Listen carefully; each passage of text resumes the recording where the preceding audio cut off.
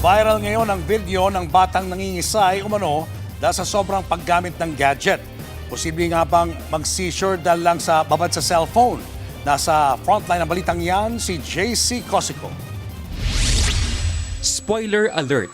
For the content lang po ang video na ito.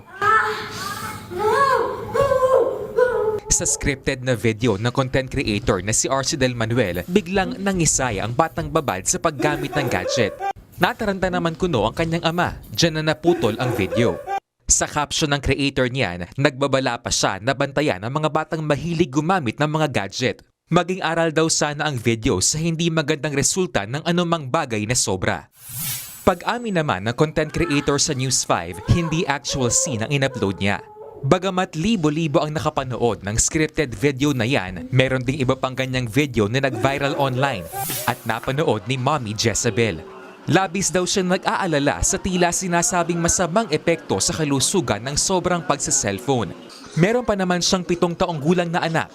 Baka hindi ko kayanin yung makita ko na yung mangisay sila, yung mangyari sa harapan ko mismo na kaka-cellphone nila, hindi ko alam na nangingisay na pala.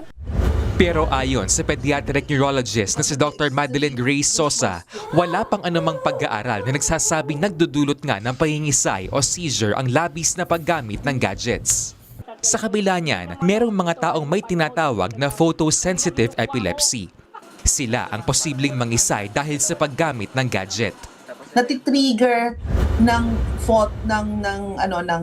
brightness ng iyong gadget, yung flickering lights na nandun, at saka yung sudden changes ng mga lights, off, tas mag-o-on, tas off, mag-o-on, yun yung nagtitrigger ng pagkakaroon ng seizures.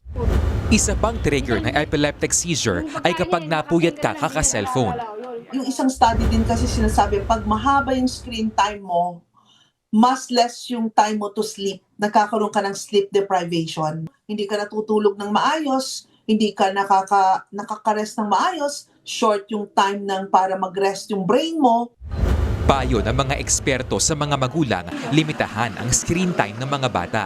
Kapag 6 years old pataas, hanggang 2 oras lang sana kada araw. Kapag 2 years old pababa, huwag munang mag-cellphone. Yung period of this 1 to 3 years old, ito yung period na kailangan nakikipag-interact ka. You have to have enough time to interact with people, with the environment, with the surroundings. You should be able to talk. Pagka ikaw naka-screen time lang, naka-gadget, walang opportunity for you to talk. So communication skills, social skills, behavior is also very important.